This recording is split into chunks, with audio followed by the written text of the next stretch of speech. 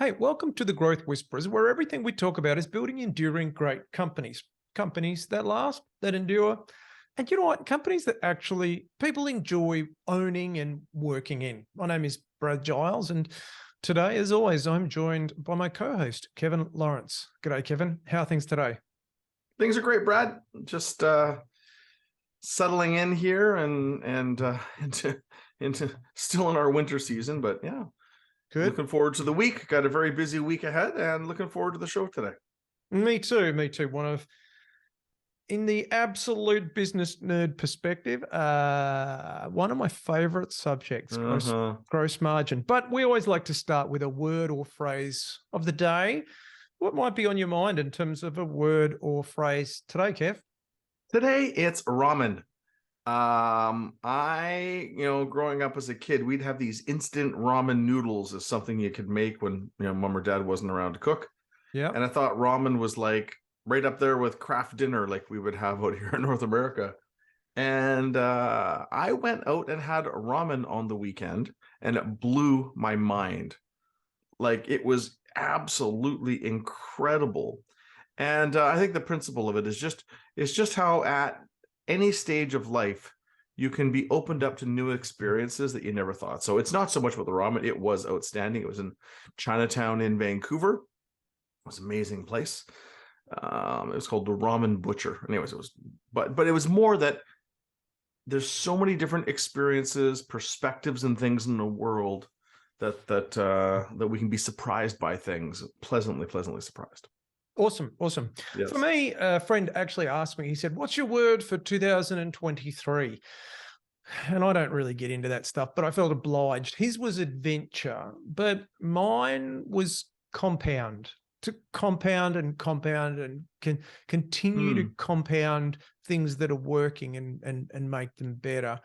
And it felt right, and it still feels right if there is such a thing. But for me, yeah, what's my word or phrase? It's compounding. So compound. That's very practical, Brad.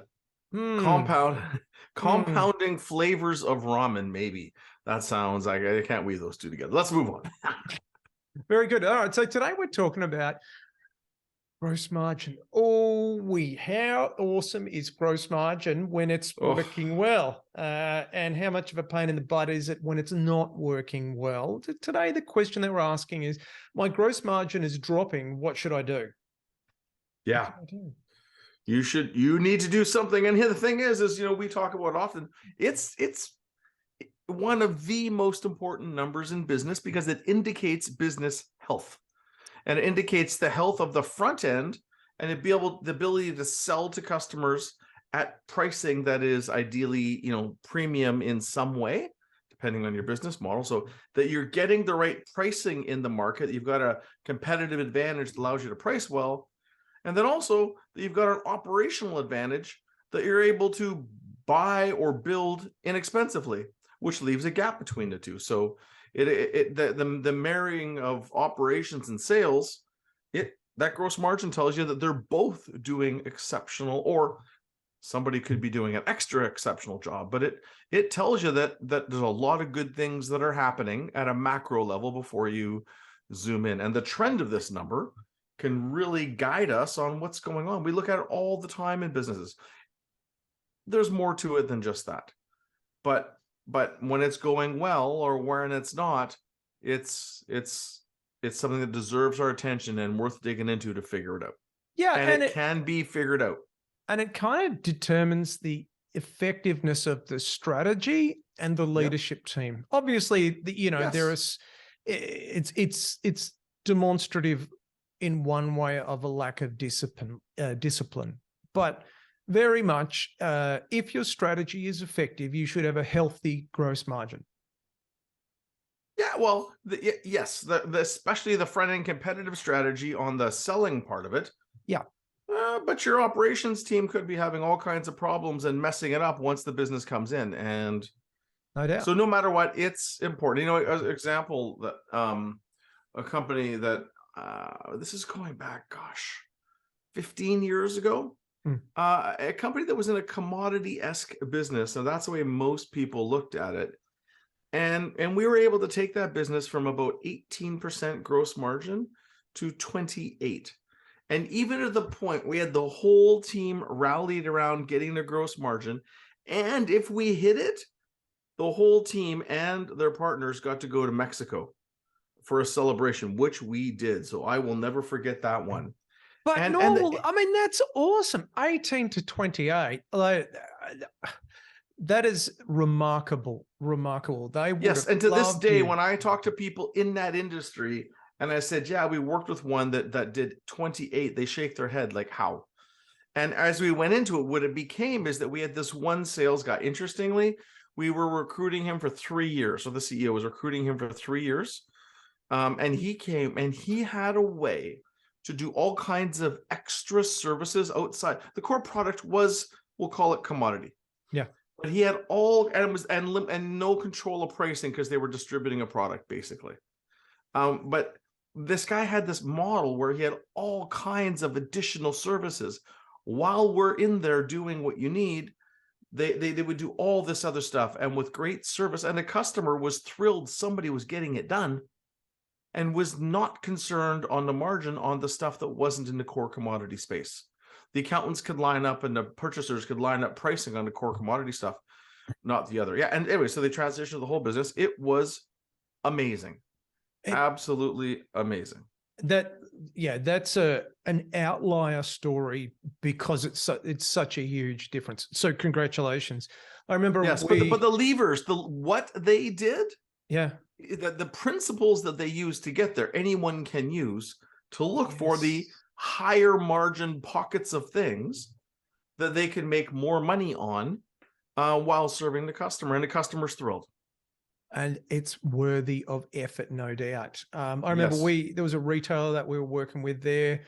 Gross margin, it used to be 48% for a retailer, is probably average, maybe medium to average. And we got it up to 52% over successive years. And then we had a yearly and a quarterly theme to drive it from 52 to 54, which was a huge change because broadly for them, that 2% of revenue fell straight to the bottom line. Yes.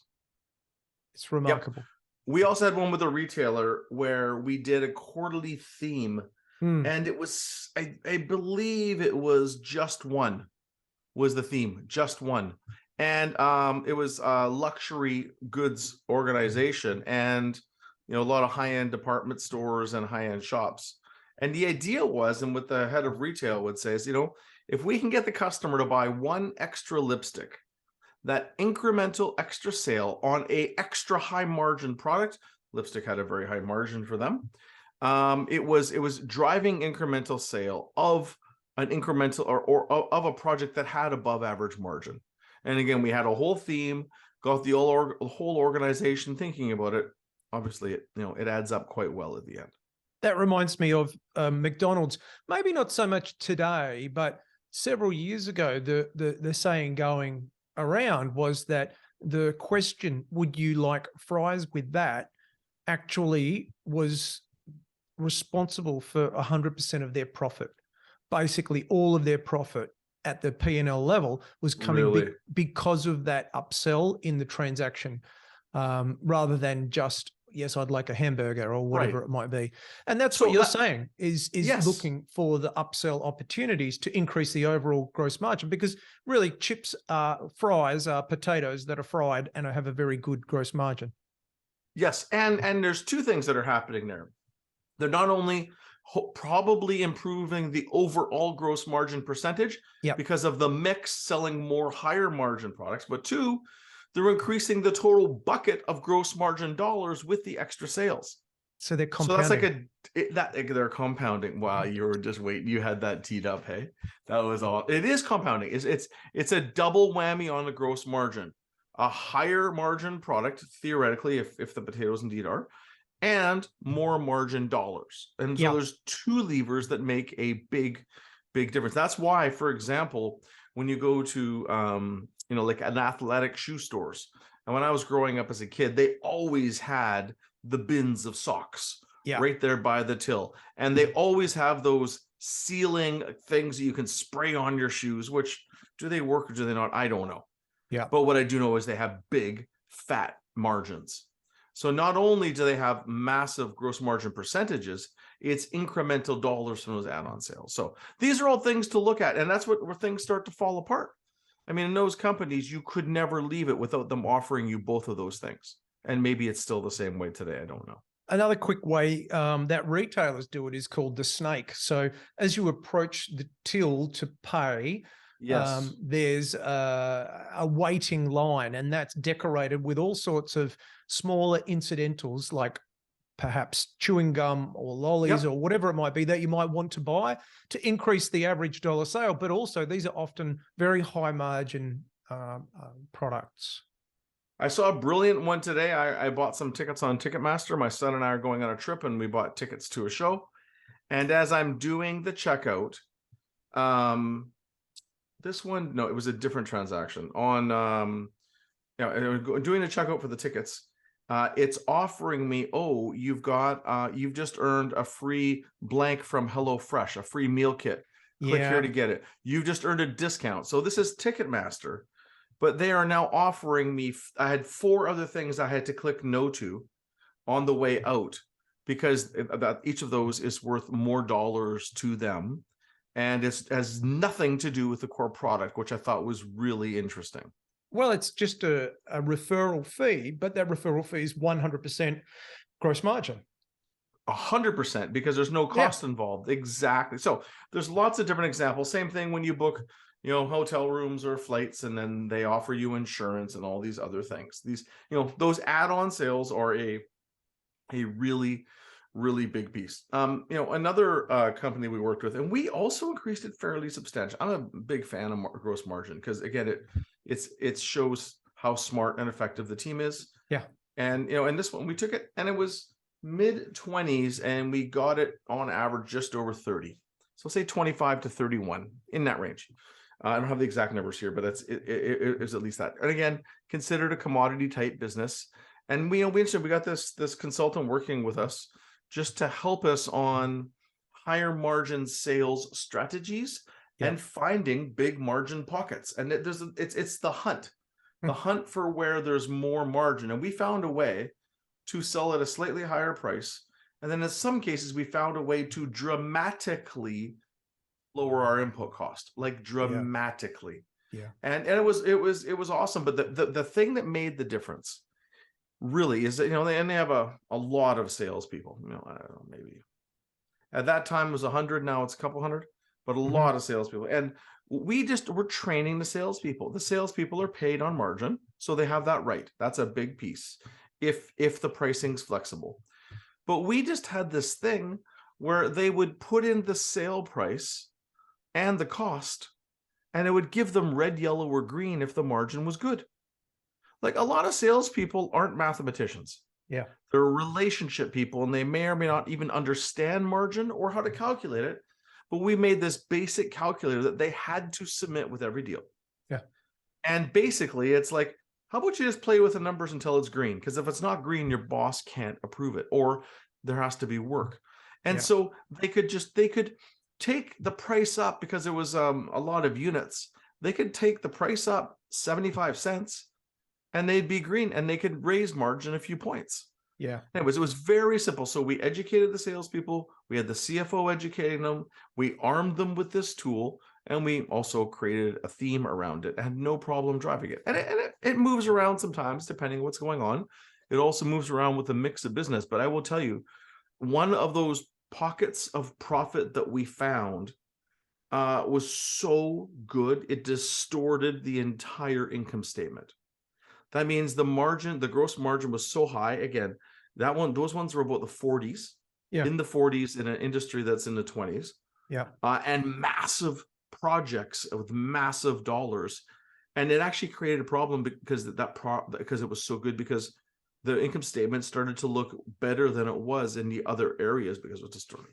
Yeah, I've done similar things with a company, asking a team, what was your gross margin percentage last year, either company or department, depending on the breakup of products and services.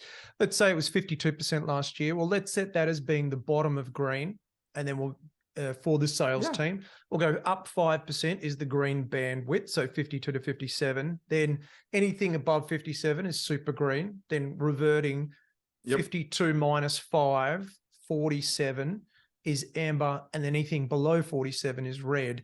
And that using that discipline is bound to increase, to the question of the episode, our gross margin if we can adhere to that discipline. And I love what you do. We do the same thing, which is if you're going anything outside of green or super green, you need to get your manager to sign that off in writing. Yeah, building discipline and deal, because at the end of the day, I'm a salesperson and I'm making up numbers here, but I'm gonna close, a $250,000 deal and I'm gonna get 10 or 15 grand, say 10 grand a commission. Whether the margin's a plus a point or minus a point, unfortunately doesn't affect me dramatically in most comp models, even if you're paid on margin. So I might get 8 grand instead of 10 grand or 12 grand. And for a lot of people, they'll take the 8 if they can, because in their world, it could be significant. Yeah. Where the company is losing a lot of margin dollars. So building those discipline and rigor into it is key. I'll give you an example though. I got one company that, we had 2 major product lines in a business. And the business was started based on one 40 years ago. And it was basically wood and metal. And we couldn't find a way to be competitive on the wood side of the business. And the main, and that's what the business was founded. It was the heart and the soul and the passion. And we sold it off. And we ran with the metal side. Because we could, now it took a few years, obviously, it was a big change, but there was no way that we could see that we could continue to scale and get better margins in it based on who our competitors were. And the structure of the industry, again, maybe it was possible. We couldn't see it. So we phased that out, stuck to the metal side, which had more growth and at notably better margins for us based on our dynamic. So doesn't mean that it always works. Sometimes you got to make a change, and that's the hard part. But at least we got to knowing the answer. We did this book called Islands of Profit and a Sea of Red Ink, which teaches you to break your business down granularly by gross margin and then allocate a proportionally overhead costs based on the amount of energy or time and resource it consumes. So you're really looking at a more sophisticated profitability per model. And again, it was a lot of work, but with the insights we had, we knew we had to do it. It just was time to get there. Point of it being, sometimes you're not the person to make it work based on how an industry is structured or whatever is going on. Well, a couple of points. There's a team that I've worked with. We needed to pivot the business. We went through this question, and basically, it was a B2C industry, and it was funded by the government. And of course, the government decides to spend money elsewhere, and so they're just driving down and down and down all of the income that they're getting, but the wages are continuing to go up. So we, over a multi-year period, decided to pivot to B2C, and the gross margins were 2.5 times higher. Wow. Per hour, because it was service. It was just outrageous. Yeah. And so the compelling case was there, but it was founded in that, all of those things. I guess 2 of the really important points is that no one owns gross margin percentage often in a company. Okay. So you might have a sales manager, for example, or a VP of sales who is accountable for the total gross margin dollars to budget if you're doing well, but who is accountable for gross margin percentage? It's not that common in small to medium business that someone is actually, and so it kind of falls back to strategic days or waiting until we notice an erosion or something like that. And so that can be, this happened actually with a retailer. The second point for them, and this is the second point that I'm making, and you kind of alluded to this before, is that the salespeople were compensated on revenue. So salespeople were compensated on revenue, number one. And so the more revenue they sold, the more basically personal comp they made, but also there's nobody accountable or even owning or watching gross margin percentage. And those two things together can create the situation that we're talking about here, which is my gross margin is dropping. What do I do? Yeah, and it's interesting, and you're saying there, Brett. I mean, obviously, like, I think a key point about ownership or for salespeople's comp, if salespeople can control pricing and discounting, if they're allowed to move the numbers, it's pretty important that they're connected to gross margin on their comp. Yeah. If the pricing is solid and they can't touch it, you can pay them on revenue because they can't influence it. But there was a really key point in what you were saying there on gross margin. We often find, because the gross margin is a combination of a lot of variables. Yeah. So in a lot of companies, we will make the salesperson accountable for selling margin, which is a theoretical margin. It's what we believe we'll make based on our understanding of our cost base. So we'll report sales margin. And then on operations, it'll be production margin if we're making stuff. So we kind of split. You have to kind of split it apart because of different things, pieces of control.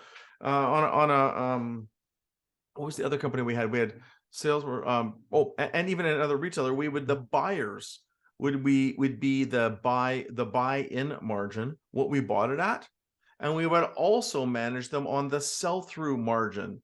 So the buy-in is what we purchased it, but if the buyers bought a lot of stuff that didn't sell and we had to discount it later, we also tagged them with that. Yeah. Because if you bought and it didn't sell, sure, you bought it at 80% margin, congrats. But in the end, we only got 42 because we had to practically give it away. So it's very, as companies get bigger, it gets complex. But let's just go through a few of the key themes you've touched on. We made a list of a few things for people to think about.